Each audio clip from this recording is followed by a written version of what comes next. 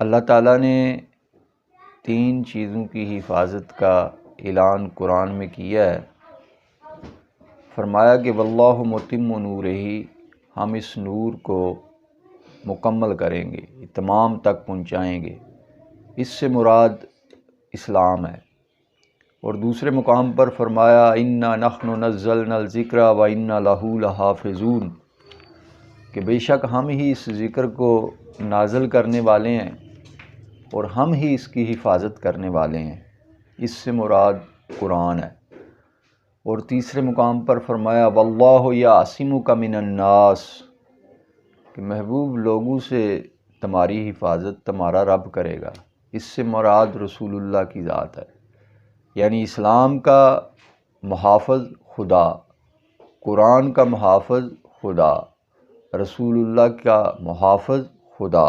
ان تینوں سے جو ٹکرائے گا وہ پاش پاش ہو جائے گا۔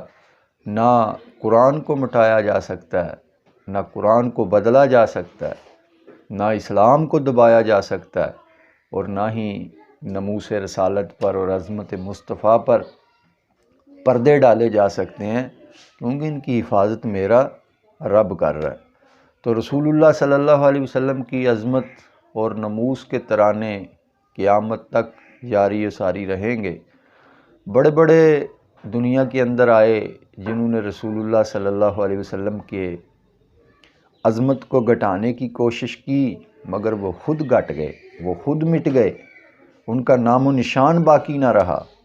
اسی لیے تو امام احمد رضا نے فرمایا مٹ گئے مٹتے ہیں، مٹ جائیں گے اعداء تیرے، مٹ گئے مٹتے ہیں، مٹ جائیں گے اعداء تیرے، نہ مٹا ہے نہ مٹے گا کبھی چرچا تیرا۔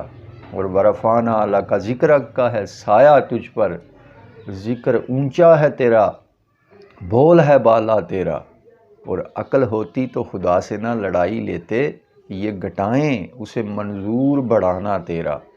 تو برادران اسلام، کوئی چاہتا ہے کہ عظمت مصطفیٰ کے ترانے بند ہو جائیں، کوئی چاہتا ہے کہ اسلام مٹ جائے، کوئی چاہتا ہے کہ قرآن جو ہے وہ ختم ہو جائے، لیکن ان تینوں کی حفاظت خود خدا کر رہا ہے۔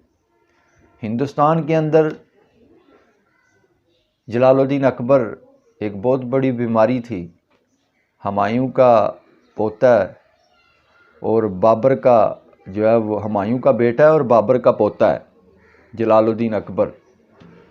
تو یہ ان پڑھ تھا، انگوٹھا میٹ تھا، جیسی کسی نے پٹی پڑھائی ویسی پڑھ لی۔ تو اس کے جو درباری ملاں تھے، علماء تھے، انہوں نے اس کو مشورہ دیا کہ اسلام کو آئے ہوئے 1000 سال گزر چکے ہیں، لہٰذا اب کوئی نیا نظام آنا چاہیے۔ پہلے جب 1000 سال گزرتا تھا، نیا نبی آ جاتا تھا، نئی کتاب آ جاتی تھی، نئی شریعت آ جاتی تھی، تو اس کو خوب اس کو پٹیاں پڑھائی گئیں۔ اور ان میں جو سرفرست تھے ابو الفضل اور فیضی، اور یہ بہت بڑے عالم تھے۔ اور یہ بات میں آپ کو بتا دوں، یہ بات میں آپ کے سامنے رکھنا چاہتا ہوں کہ یہ جتنے بھی اسلام کے اندر فرقے بنے ہیں نا، یہ کسی نہ کسی عالم کے بگڑنے سے، عالم کے گمراہ ہونے سے بنے ہیں۔ تو ابو الفضل اتنا بڑا عالم تھا، اس کے متعلق آتا ہے کہ وہ ایک جملہ بولتا تھا، بلکہ یہ فیضی کے متعلق ہے کہ فیضی ایک فارسی کا جملہ بولتا تھا، 10 صفحے ختم ہو جاتے تھے، اس کا جملہ جو ہے وہ ختم نہیں ہوتا تھا۔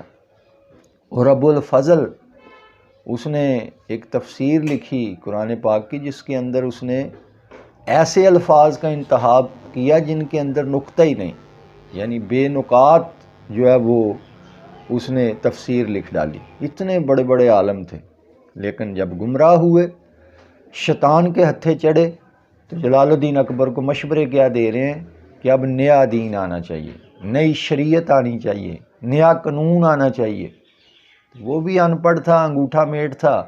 اس نے کہا جی تم قانون بناؤ، تم قانون بنا دو، تم نئی شریعت بنا دو، اس کو ہندوستان میں نافذ کرنا میرا کام ہے۔ چنانچہ اس وقت بہت بڑا اسلام کے ساتھ مذاق ہوا۔ اور مذاق کرنے والے کون ہیں؟ یہ نام نہاد علماء، اور جو شریعت انہوں نے ترتیب دی جس کو وہ شریعت اکبری بھی کہتے ہیں، آئین اکبری اس طرح، تو اس کے اندر کیا تھا کہ ہندوستان میں ہندوؤں کی اکثریت ہے، لہٰذا گائے کے گوشت پر پابندی لگا دو۔ ہندوستان کے اندر مساجد کو گرایا گیا، مندروں کو تعمیر کیا گیا، اور یہ اعلان کر دیا گیا کہ ہندو جو ہیں وہ مسلمانوں کے گھر رشتہ داریاں کر سکتے ہیں، اور مسلمان جو ہیں وہ ہندوؤں کے گھر رشتہ داریاں کر سکتے ہیں، اور ہندو مسلم سکھ عیسائی سب آپس میں بھائی بھائی، یہ نعرہ لگا دیا گیا۔ اب ظاہر ہے بڑے بڑے اس وقت جو ہے وہ گدی نشین بھی موجود تھے، بڑے بڑے پیر موجود تھے، لیکن کیا کوئی جلال الدین اکبر کے خلاف نکلا، اس کے خلاف بولا؟ کوئی بھی نہیں بولا، اپنی اپنی گدیاں بچائی گئیں۔ لیکن سرزمین سرہند سے امام ربانی، امام احمد سرہندی، شیخ احمد سرہندی، حضرت مجدد الفسانی رحمۃ اللہ تعالیٰ علیہ اس کے مقابلے میں نکلے، اور آپ نے اکبر کی پالیسی کو مسترد کر دیا اور فرمایا کہ اکبر غلط ہے اور وہ شریعت اسلامیہ کا مذاق اڑا رہا ہے۔